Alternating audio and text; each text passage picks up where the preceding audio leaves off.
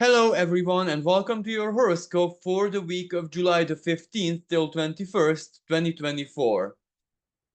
We are ahead of a very, very intense and hot, from more than one perspective, a week. And this is where it was a bit of a joke because, at least where I am here in Europe, there is a massive heat wave. So it's really, really hot, even from a physical perspective. But on the other hand, it's also hot from an astral, metaphysical, energetical, astrological perspective, because we begin the week with the perfecting of the Uranus and Mars conjunction. So that is a very, very big deal that I'm going to be speaking about all through this horoscope because it's that very, very important. But this week is really going to feel like an alpha omega moment because two very intense and impacting, collectively and individually alike, celestial conversations happen. One of them, as I said, the Uranus Mars conjunction at the very beginning of the week on Monday, and another one, a full moon, but anaretic full moon, blue moon, the second full moon in the um, same sign, in that year, if you know what I mean, in the sign of Capricorn. So this is at the very, very end of the week on the 21st. So, this is where whatever begins at the beginning of the week, well, it will grow and grow and grow and suck us in so very intensely that we will only basically, in a way, land somewhere at the very end of the week. But where we might land at the very end of the week, even if it might not have directly a correlation with what begun at the beginning of the week, still it will feel like a roller coaster journey because something at the end of the week, regardless of what begun or what transpired or what flared up, sparked up, intensified at the beginning of the week, the end of the week is gonna offer like a moment of perhaps shock is not the best word, but an emotionally intense moment when we pause to reflect. You know what I mean? So, yes, but before I begin the horoscope, I would like to wish Julian a very, very happy and blessed birthday on the 15th. What a birthday it is going to be! Not just because of the Mars and Uranus conjunction, but it's also opposing your Chiron, Julian. So, this is where sometimes in life healing is really forced down upon us by the universe. And another important day is the 19th, where I would like to wish Claudio a very, very happy and blessed birthday, wishing you good health and happiness and love. So, after these important mentions, let us begin the horoscope. So, without even further ado, let me introduce the Uranus Mars conjunction. But let me actually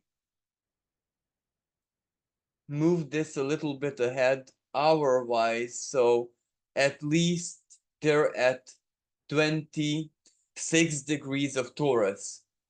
Now, first, let's just analyze Mars and Uranus.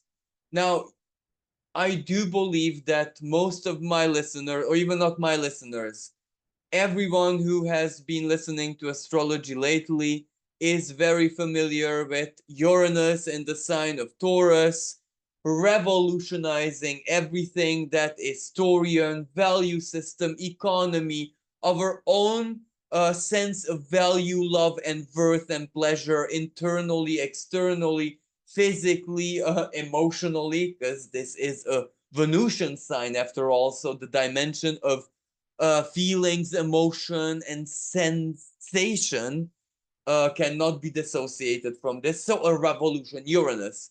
We've been seeing Uranus be very active since 2018 when it's transiting the sign of Taurus.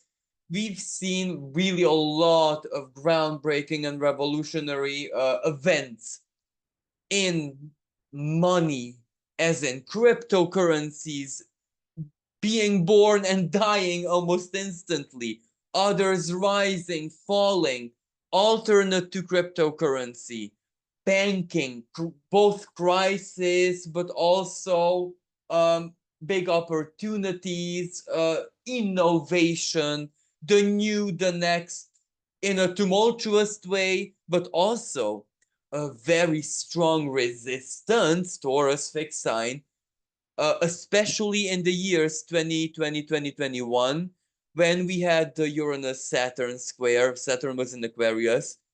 That presented a lot of resistance to change, to upgrade, to evolution, in a Saturnian way, as in, it's not really time yet. Well, let me give you an example. How the collective reacted to like certain neural implants. And oh, I don't even need to say neural implants. The vaccine itself was something revolutionary, ultimately. Okay, it might not be very Taurian, but it had a very Taurian side as well. The financial part, the governments agreeing to contract, so that had a lot of Saturn, a lot of Aquarius, the greater good, the people, you know, the collective, a lot of Capricorn, right? But also Uranus in the sign of Taurus, you know, it really had the financial side, and also our value systems, how incredibly how should I say, powerfully they transformed forever. But there was a lot of resistance there as well, because sometimes it was what we resisted it with, better said, that became our normality, that became something very natural to us. So a lot of people returned to nature, Taurus nature. A lot of people bought land, real estate. That is not just Taurus, because Taurus might be the physical earth, but its value, real estate, is more like Cancer, if you know what, because that is immovable goods.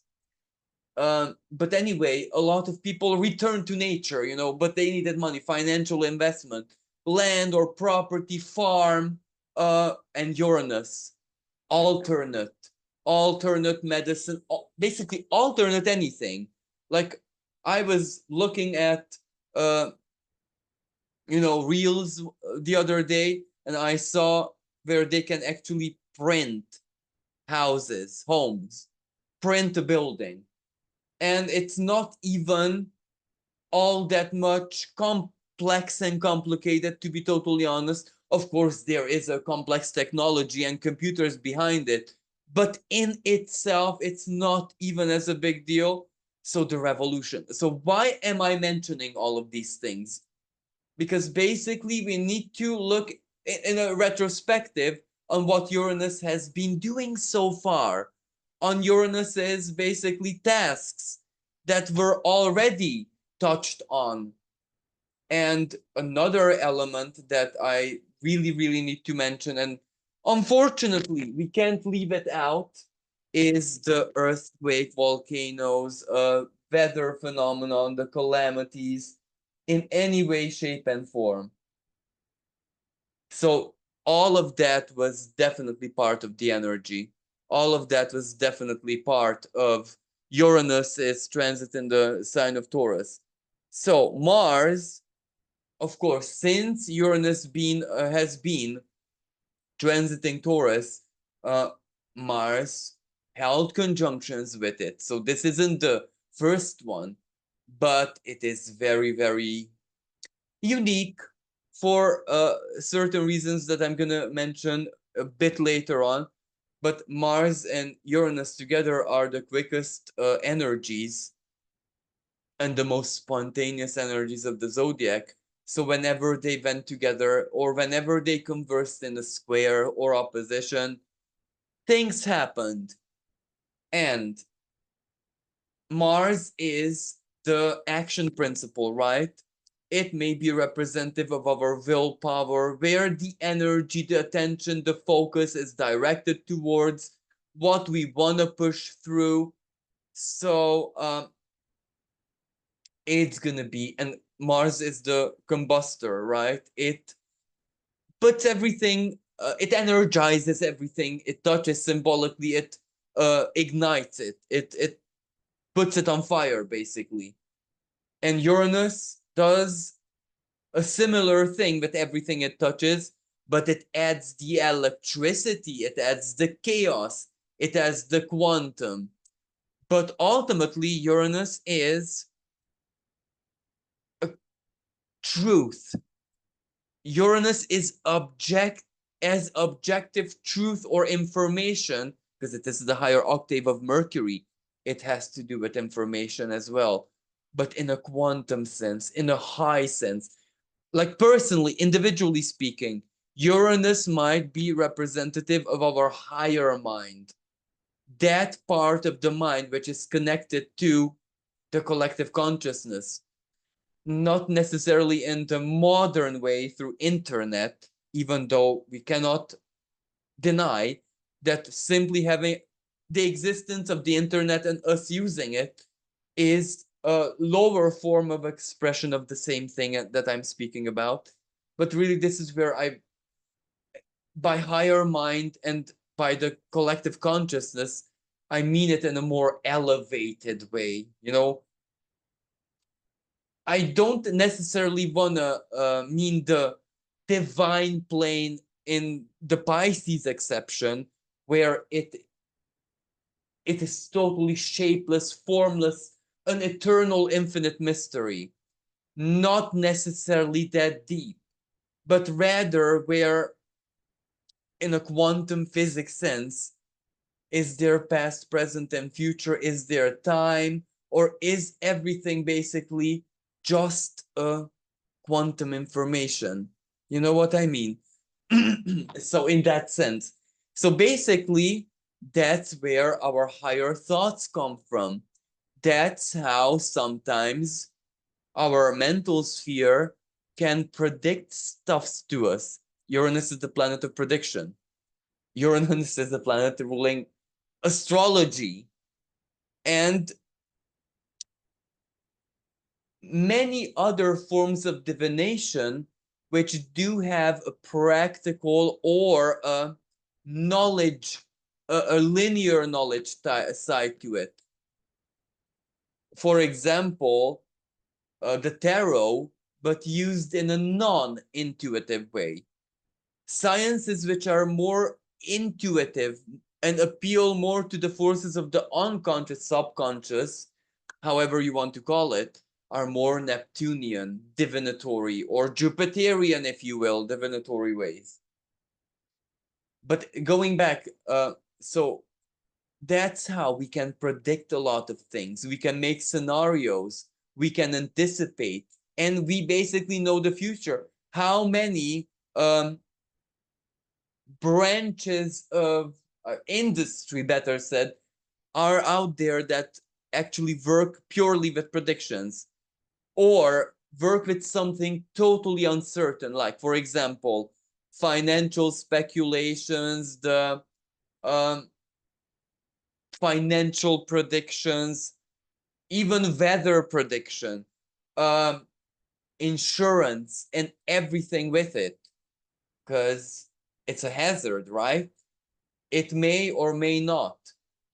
But this is exactly where we use the uranium factor.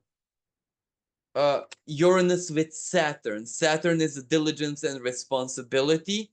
And Uranus, this is where I want to get the objective truth part, where accidents are prone to happen regardless of your skill and the Saturnian element you put on the table, skill, mastery, diligence, whatever, you can still get into an accident. So that's respecting Uranus and the insurance. So where I want to go with Mars activates this. So this is where it's going to be like very, very chaotic. And now the main themes with any Mars and Uranus conjunction: respect, health, and safety rules. Be very diligent and careful. Do not take physical, because this is Taurus, a physical sign, physical risks. I wanted to say if not necessary, but even if necessary, be very, very careful. That which is dangerous, and you kind of know it's common sense that it's dangerous, avoid it. Now, my personal example, if you know that it's an oven out there, and if you know that you're a bit, even just a bit vulnerable, don't risk it today. Just, you know what I mean.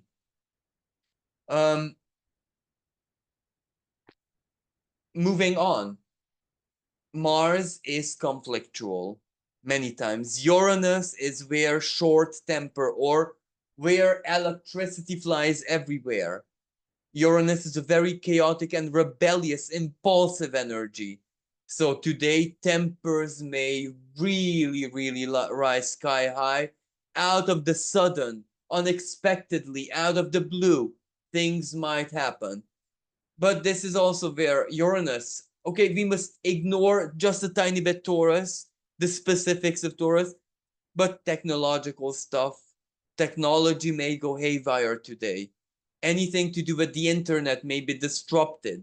There might be some calamity, and this goes for all the week.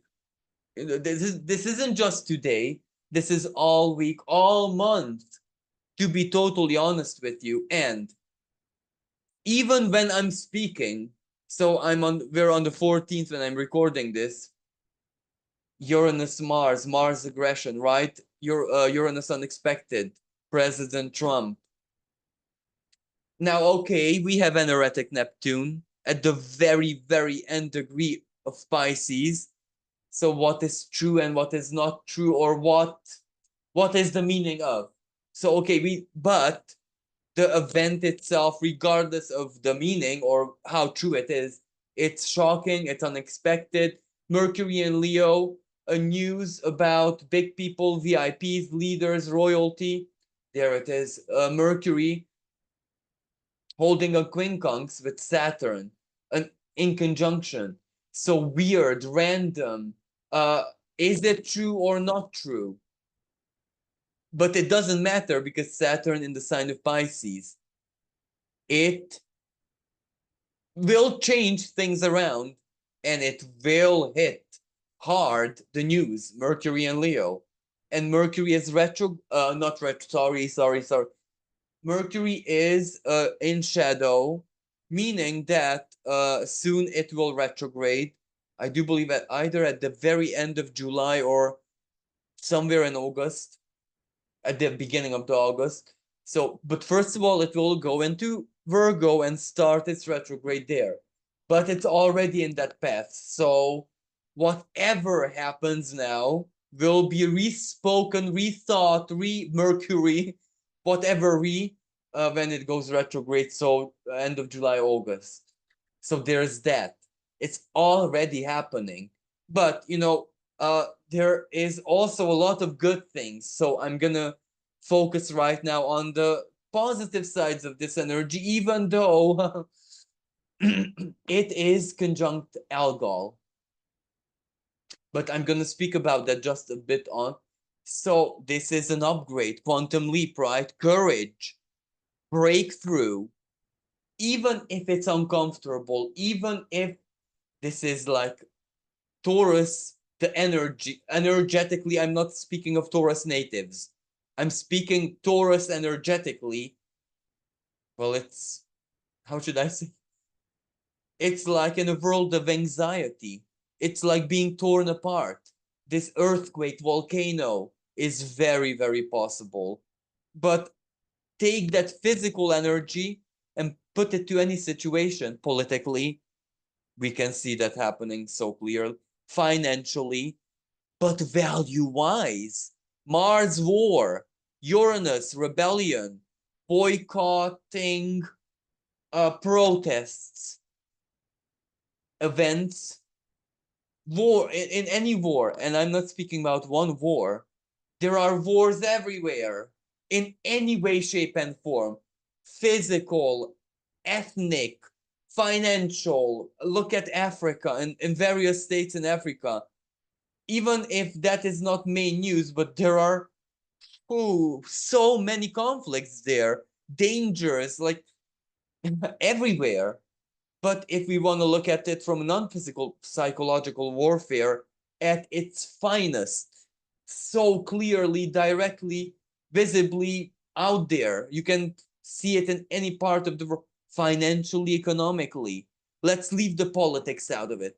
Financially, economically, everyone wants to buy you to buy their or click on their link, or everything is with how you call that, strings attached. Everything is, and it is so much where it, Neptune and anoretic Pisces, we're almost vomiting it out psychologically. We don't want anything to do with hidden catches anymore. But that's also Uranus and Mars, when we actually get to the state where we vomit it out, symbolically speaking. Why? Because something situates us so that it's already disgusting. We don't want it anymore.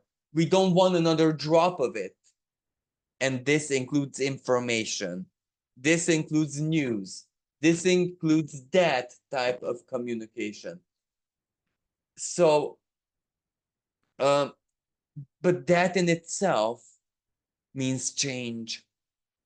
That in itself means that the winds of change have already blown. That means that we are already out of our comfort zones, and we need to be Mars, doing something, adapting, or working with what we have. For other people, still, you know that this energy is not going to be brutal on you, because you've done since 2018 a lot of wise moves in your life in so very many ways, exactly to prevent this.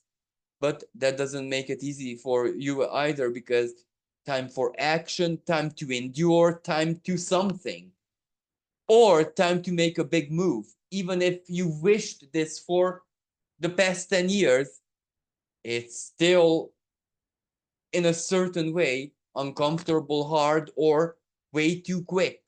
Something is there. Either it's the quickness that is the shock or the perturbant factor, either the intensity, either the your own reaction, or the need, or the fire, as in the situation got to where, like, the bone, the knife is already hitting the bone, if you know what I mean. It went way past the muscle and flesh and the skin. It's already at the bone. It cannot go any further. So the damage is done. But the positive side is that that in itself is an upgrade. That in itself is a truth. That in itself is something, maybe the only thing reliable that you can work with, or that is the key to your future, your mind, collectively, individual, in any way, sense, shape, sense, and form. Well, let me give you an example. Someone's shed burns down, but for the past 2 years, um, they were like pondering what hobby should they be, I don't know, immersed into totally. the shed burns down, maybe that's a sign that you don't need the physical hobby. You need to be free of hobby. You know what I mean? You need to be free of something. Whatever it is that you need, look at it somewhere else because the shed is gone. Simply, even if you want to invest your time and energy into something creative, lucrative, it's positive for you, it's pleasurable, it's a valuable, was always a valuable part of your life, right, Taurus? It ends. Why? You need to step on a consciousness level into the future, as in accept the next, the new, and not see this as a tragedy, to see where it's guiding you. What will take the place of hobbies? What is, how should I say, coming alive to be in a very authentic way within you, inside of you, that you need to look at, acknowledge, and accept. And maybe that will need a bit of Mercury retrograde, Virgo, Leo in August. Maybe you will have to look at in your heart, or where you've been, in a way, Virgo, a slave to something. And being a slave to something meant that you repressed maybe another talent, another skill, something that you love, a value, Taurus. So this is how, regardless of how it enters our lives, it speaks about something.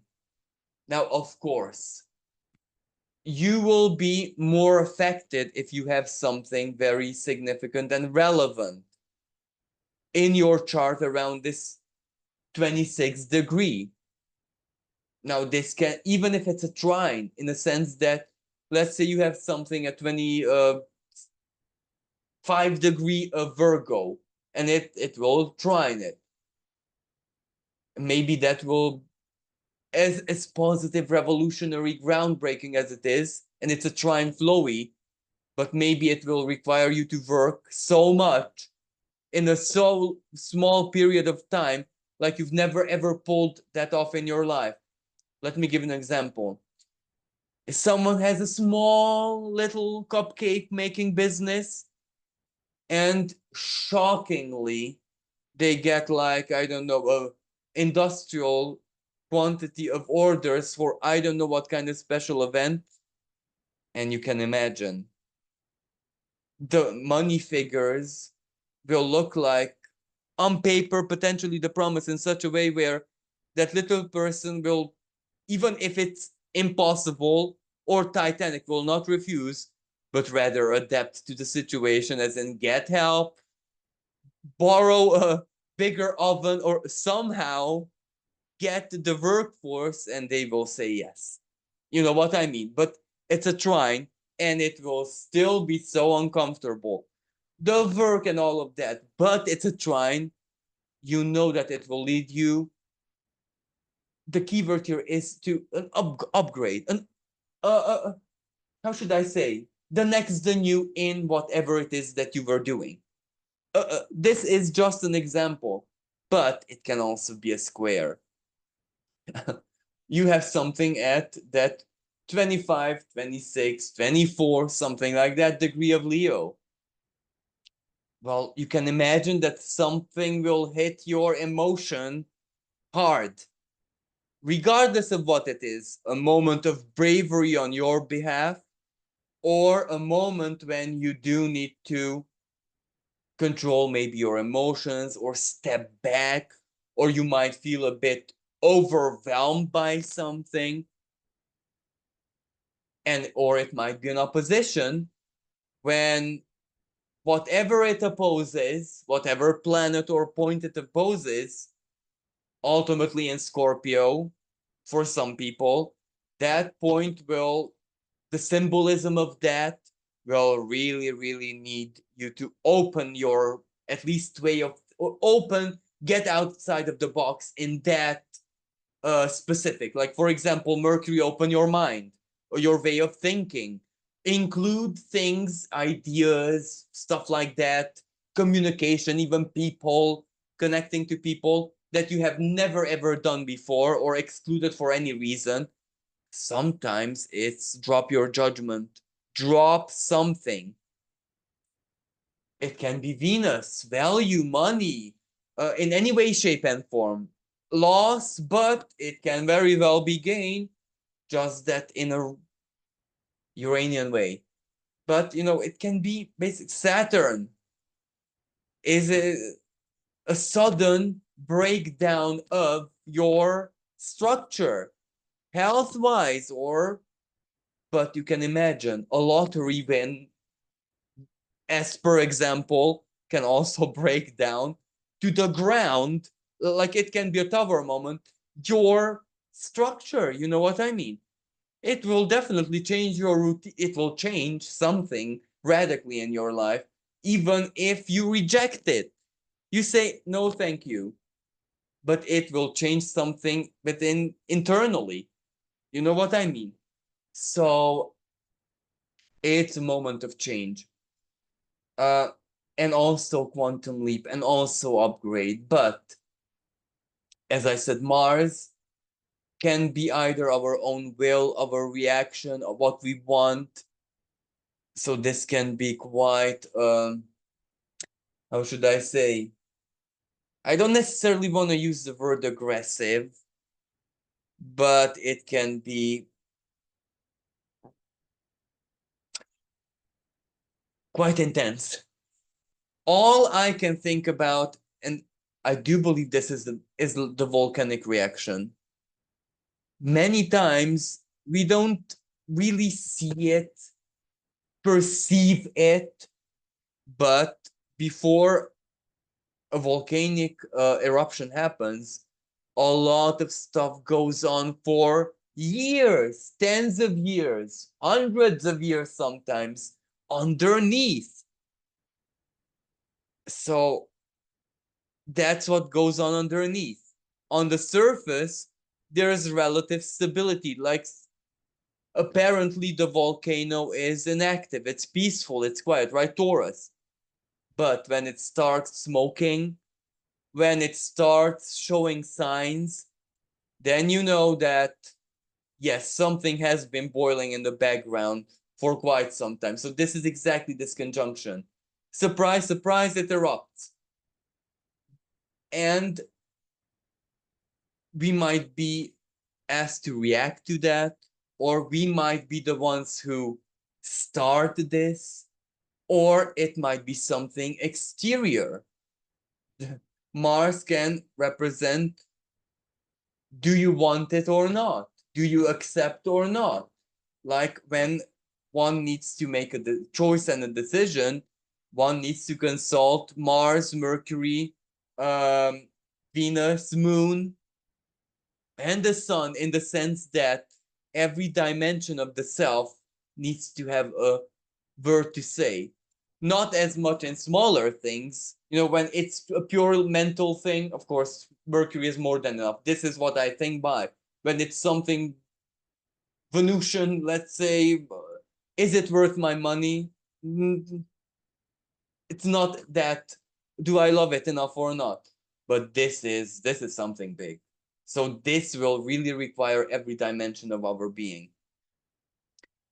But now we understand the nature of the energy. We understand Taurus, we understand these two planets together. But now let us see the specifics, because there is more than one element involved here other than Mars and Uranus. So this algol, President Trump's, how should I say, event, is such a symbolic gesture. Why? Algol is the head of, and President Trump, ex-President Trump, well, I said it, ex-President Trump, but beside being ex-president, he's the leader of so much, the head of so much. And Uranus and Mars, attempted. So, but at the same time, President Trump also, in a certain way, embodies Uranus and also Mars in his own way. The radicalism of his tactics, for example, Mars and Uranus together have a radical quality.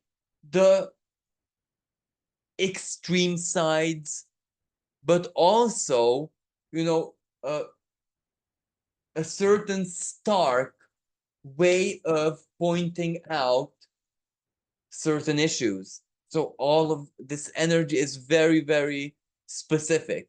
But you can imagine on the 14th, the conjunction isn't exact to the degree and minute yet. So this was just one of many signs. And, exactly before the volcano erupts, there's smoke. So this was the smoke. We are yet to see the eruption. But at the same time, Algol, uh, a new leader, may Mars do something very, very important, suggestive, even symbolic, but something that actually takes effect somewhere or in some situation, put it into context. But whatever the gesture does will change certain events. But that person is gonna rise, in notoriety and whatever. But at the same time, from a very individualistic perspective, Algol can represent our shame, our guilt. No, the devil card in the tarot, okay, it is the symbolism of Capricorn, right? But let's just look at the depiction, the image of the devil, especially in Rider Waite tradition. The chains, and the devil is basically sitting on top of that throne, which has the two Adam and Eve, the two figures chained to it. So exactly that type of symbolism, it rules over it. It rules over tyrantly guilt, shame, or any kind of misaligned belief, misaligned value, misaligned love that has a strong grip on us. That can be Algol individually, and the Uranus and Mars conjunction shake that up. On one hand, Uranus, it shows that. Insert here whatever that is for you personally, a feeling, anything. It shows why that has an unhealthy grip and why you need to release it, and Mars helps you with that. It's like a tower moment in tarot. It's gonna strike. But of course, this doesn't necessarily have to be, on one hand, doomy and gloomy and some kind of, I don't know, like an accident or disaster or a big deal energy, at least in your personal life. The way this can play out is just like an anxiety that doesn't leave you no matter what you do, and you cannot detach from it. And that's, what did I say? That's already fishy in the sense that when an erratic Neptune retrograde, this is where escapism in any way, shape, and form is there. It is there. But when not even that works, you can't shift out of certain states feeling Uranus the higher self. You're starting to know something or something to dawn on you. That's when that will change your life. Why? Because you will not be able to unfeel it anymore. And you will definitely take action, even if not presently, this week, next week, or even if not this summer. But it will be important for other people still. It might feel like a week in the twilight zone where Nothing makes perfect sense, but you're still bombarded with truth. So, truth, but it is exactly the different types of truth that is confusing you, which makes you feel lost, which makes you take a certain kind of action, Mars. For example, a self-disciplined action, how to calm myself. And it takes you somewhere, you know? And, this is just like a very non-physical and non-doom gloom explosion, boom, non-radical expression of this energy. However, it can be very, very significant and intense because it is guiding you somewhere.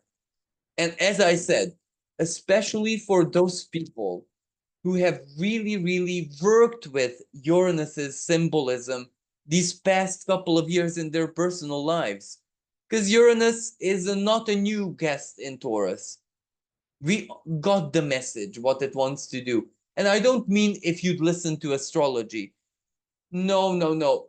I see many people, I know, in a sense that I know many people who are zero at astrology, don't even have any kind of astrological knowledge, nor are they interested, but instinctually, through their own rational thinking, they have done more than enough to meet Uranus's requirements in Taurus in their own lives.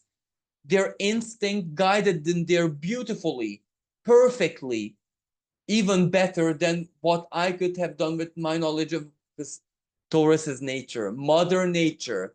Uranus can also represent the superiority of Mother Nature's organic intelligence.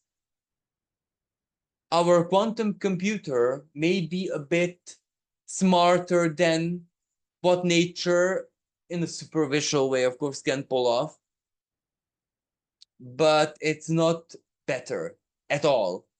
It's not better at all. So nature's very own intelligence here.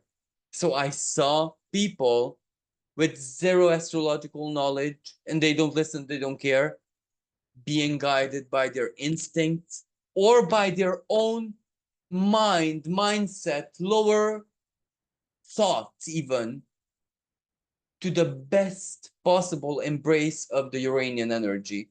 And I was delighted. I was overjoyed because it showed me that nature speaks to everyone, to absolutely everyone, even people who don't resonate with astrology or divination in that sense can be perfectly connected and guided. And how should I say? Even led in the most perfect way possible by nature's own intelligence.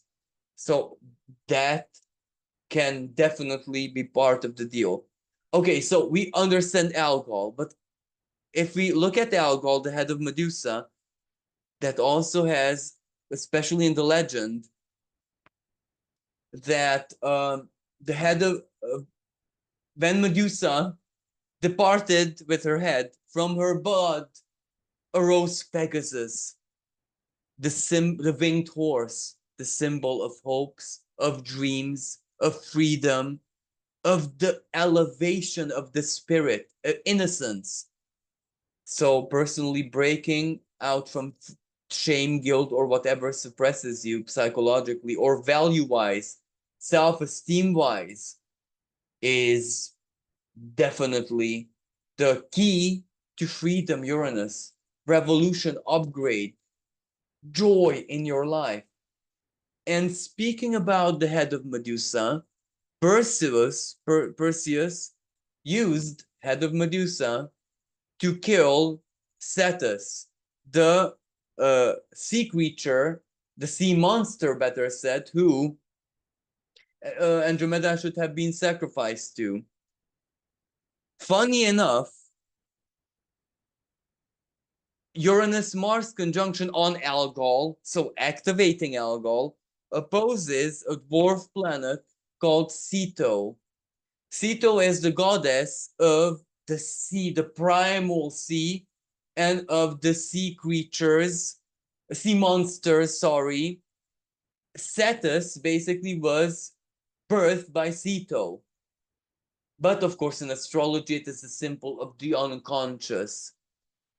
And all the monsters it can give birth to. And a sea monster, you can imagine something abominable within our emotional world, guilt and shame, and etc. etc. So you see how the freedom symbol plays out. The head of Medusa turning Ceto into stone,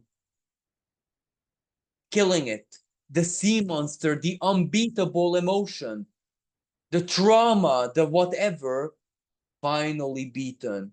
May it be the addiction, alcohol, drug addiction, sex addiction, lust, any kind of twisted love and hatred, anger, passionate violence, if that makes sense, religious fanaticism. So these things might be triggered, and that's it's uncomfortable, but how liberating it is. So this is why, regardless of how shocking, catastrophes, or however this energy, even if it's simply an invisible, unexplainable restlessness, sleeplessness, anxiety, a feeling, or you might feel this quite intensely in a bodily, physical way, as in an inflammation or an acute pain or something that you cannot explain. It is teaching us something, telling us something. So another thing is that it is conjunct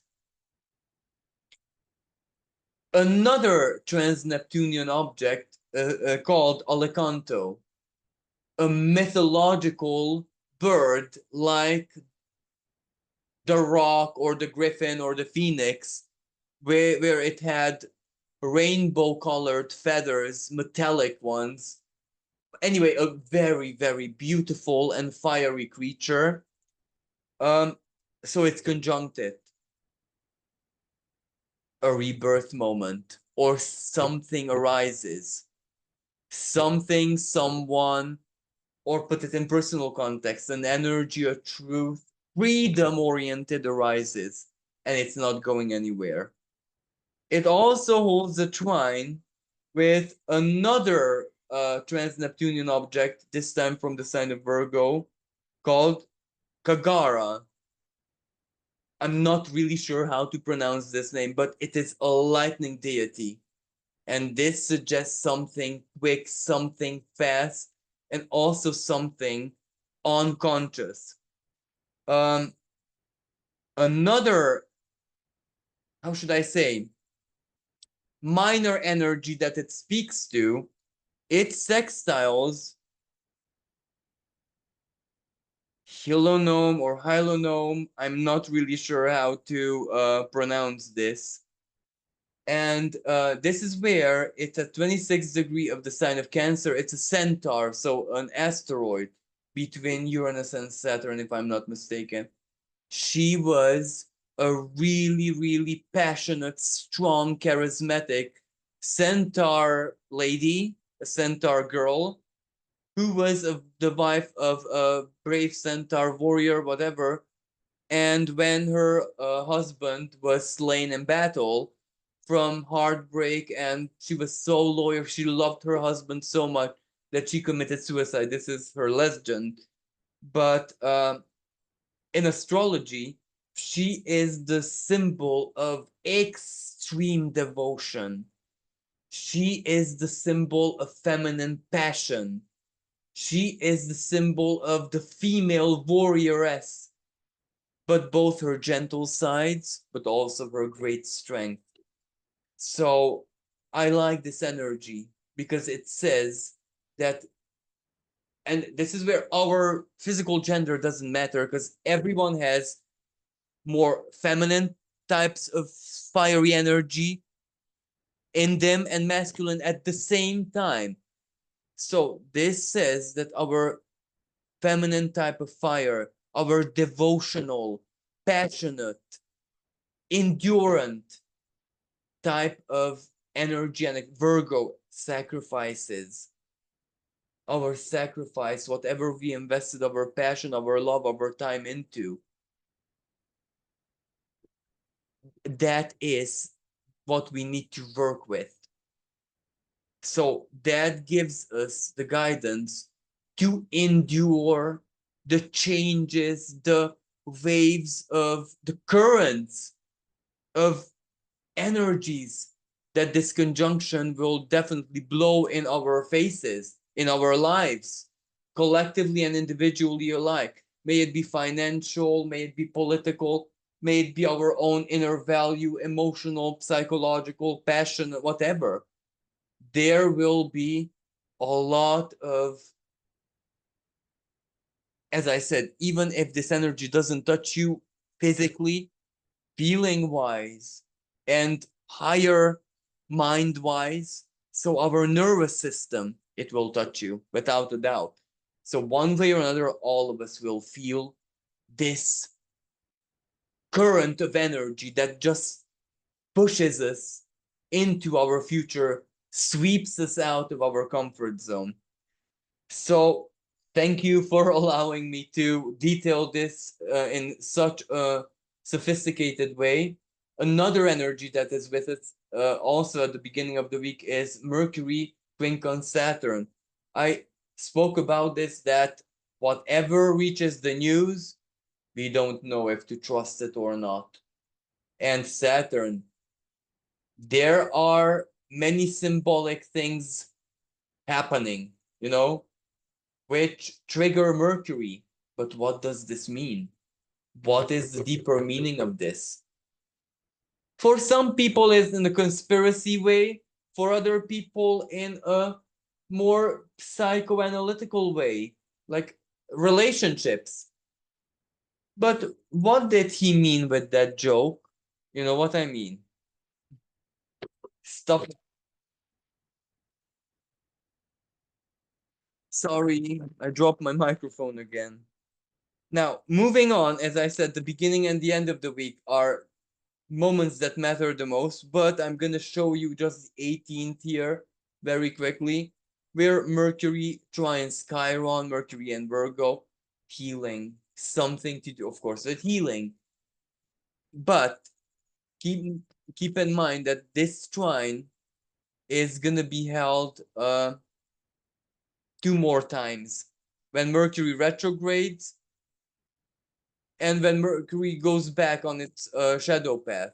So this is first of 3 that Mercury will hold the trine with Chiron. So, healing, figuring it out, or power of love, Leo, power of passion, healing passion, the passion of healers, for example. Then on the 19th, well, Venus is very important because she is the ruler of the sign where both Uranus and Mars were conjunct. So Venus holds a trine with the North Node.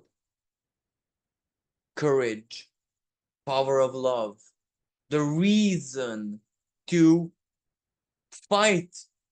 I don't mean this physically, in a principalistic way, let's say, but you can imagine it's going to play out physically as well in some context somewhere.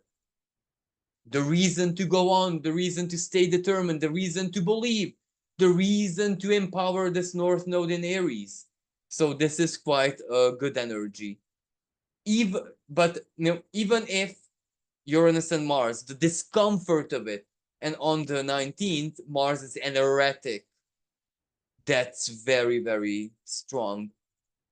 That's very, very fiery. That's very aggressive. That's very, but between us here, one can fight for peace, fighting for peace, fighting for love, fighting for compassion, fighting for the greater good of all, fighting for the right thing to do, needs all the empowerment as well. So that's also Mars, how we charge it. and sextiles the South Node in Libra. Venus rules Libra as well, so wisdom in within relationships, wisdom to let go that which we already understood that doesn't serve us, and wisdom to uh, dare and try out new ways of thinking or feeling about relationships. Uh, Leo is the heart, but the heart is also an intelligent organ. We do actually figure stuff out with the heart as well, because it's packed with neurons. Even physically, the emotional intelligence center, well, that's actually in the heart. So where I want to go with this, that's exactly what's gonna happen, because Mercury and Leo, Venus and Leo, and Mercury retrograde, and it will go back to Leo. So truly figuring something out with the heart. And finally, let's move on to the 21st, when we have the full moon in the sign of Capricorn. I'm not gonna speak about this in great detail because I have a specially dedicated video for this. I'm gonna link to it. You can find it there. But a few honorable mentions, so to speak. Conjunct Pluto, outer sign conjunction with Pluto, very intense, very truth oriented. It might make you feel totally powerless, but to show you where your true power lies, if that makes sense. Uh, Mars, not Mars. Sun, trine Neptune. Well, even though this is a trine, I have to say, with Neptune and erratic retrograde, is it true or not true? In which degree is it true? Because why? This trine in itself, emotionally speaking, is a superb flowy energy. Okay, we had the intensity of the past Mars Uranus conjunction, and also this full moon in Capricorn at an erratic degree and conjunct Pluto. That's very, very intense. But there is also something loving, something sacred, something emotionally nurturing and fulfilling here. The power of love, or the power of God, the power of the spirit, the power of compassion. All of us are just one. There is something also miraculous in the air as well. Another element,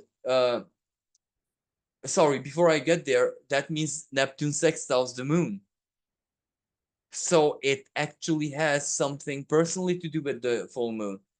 Whatever takes away our power, as I said, there is also another power there to lend us a help. May this be inner or outer. Inner, the power of hope. There it is, the power of pure, clean, non-selfish, non-egotic, and non-naive, stupid, sorry, clean faith. You know, aligned faith. Alchemically distilled pure faith. That is so powerful. It's more powerful than anything in existence. It's more powerful than the Large Hadron Collider, the most powerful atom smasher until the present moment. The power of clean, pure faith is more powerful than that. Trust me, we might see that play out. Mercury, this time it squares an exact square Uranus. Exact. So something is shocking, something is on fire, information. It's traveling, news, VIPs, kings, leaders. Leader, one hand Capricorn, the other hand Leo, royalty, nobility.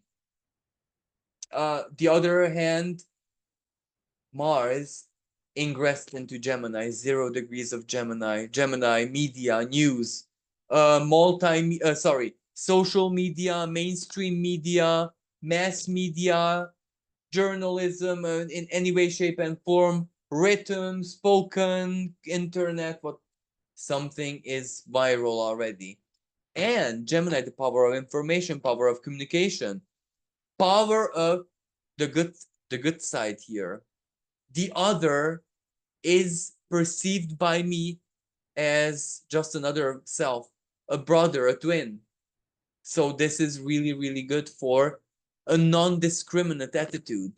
The other is just another part of me. But of course, another is fist fight. Gemini hands and Mars, or angry words, or etc., etc. But I really feel strongly that at least when Mars enters Gemini, it's not necessarily the bad expression, because it trines Pluto. Immediately it trines Pluto. And also outer sign trines the full moon in Capricorn. The ruler of the full moon is Saturn. And Saturn is retrograde, conjunct another centaur, Nessus, which speaks about betrayal, which speaks about the power of false or bad promise, or a dark prophecy with it, but it's retrograde.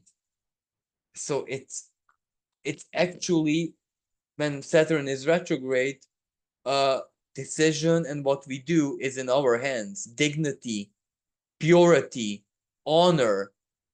So Saturn retrograde brings that to the table. If that is our choosing, but I really hope it is. You know what I mean? And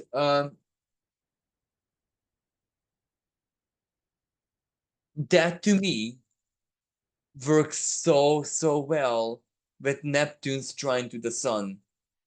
Because, okay, Saturn held the same trine with the sun a few days back, before actually this week it held that trine with the sun. But now it's Neptune taking Saturn's place. So this is where Neptune adds another layer to it, because Saturn trine Sun asked you to be moral, loving, nurturing, honest, something where you had to dish out the very, very best of your soul or spirit or emotional world. Now this Neptune can reward you handsomely, truly, in the truest sense, the power of love. Also, Mars is conjunct Sedna. All of these energies speak about a big sacrifice which changes everything, or a sacrifice that has been made already and we need to honor it. So this full moon is going to be quite intense and almost prophetic, because it is conjunct asteroid Cassandra, a prophetess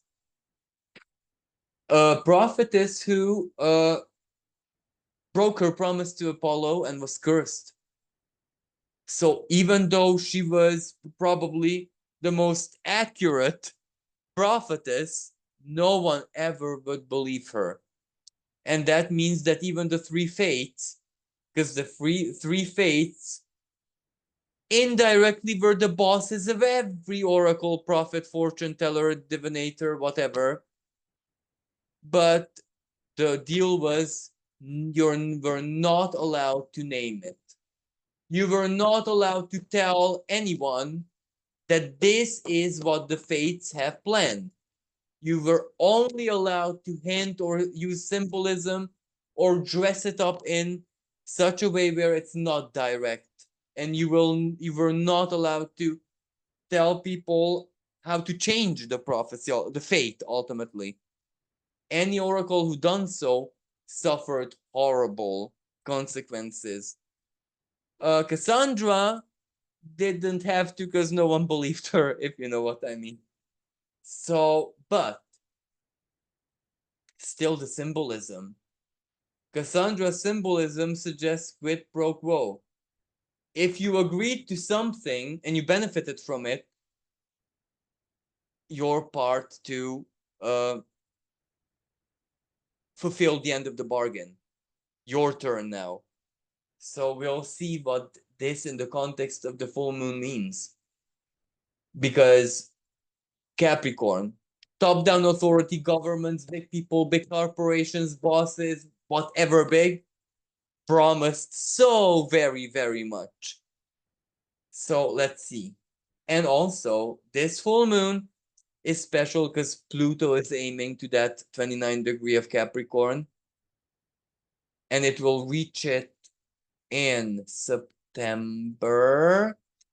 And also, what happened in your life in February, January, February, let's include even March 2023, when Pluto was last time there. So something might meet a big completion, termination, ending. Something that was brought up or was highlighted, because this could be something that's been going on for many years, but something that was highlighted in a bigger way in spring, actually not spring, end of winter last year. So what my advice is, as turbulent, as chaotic, as tumultuous as this energy is going to be, informationally and in so very many ways, we must choose to stay in our power. Our power is in the present, in the eternal now, not in the past, not in the future. And also, our power is our own discipline. If we want to choose love and peace, well, even the divine and everything that it influences, and basically the divine is everything, right? Will, how should I say, attune to our own state, to our own determination, to our own, symbolically speaking, fight, and will definitely guide us and help us get there. So nothing is stronger than the divine being actively alive within us in a loving and in a compassionate way. Nothing is power. So sorry, nothing is stronger than the power of elevated love, not selfish love, in the sense that self-love, in that even in the best possible way, nothing uh, beats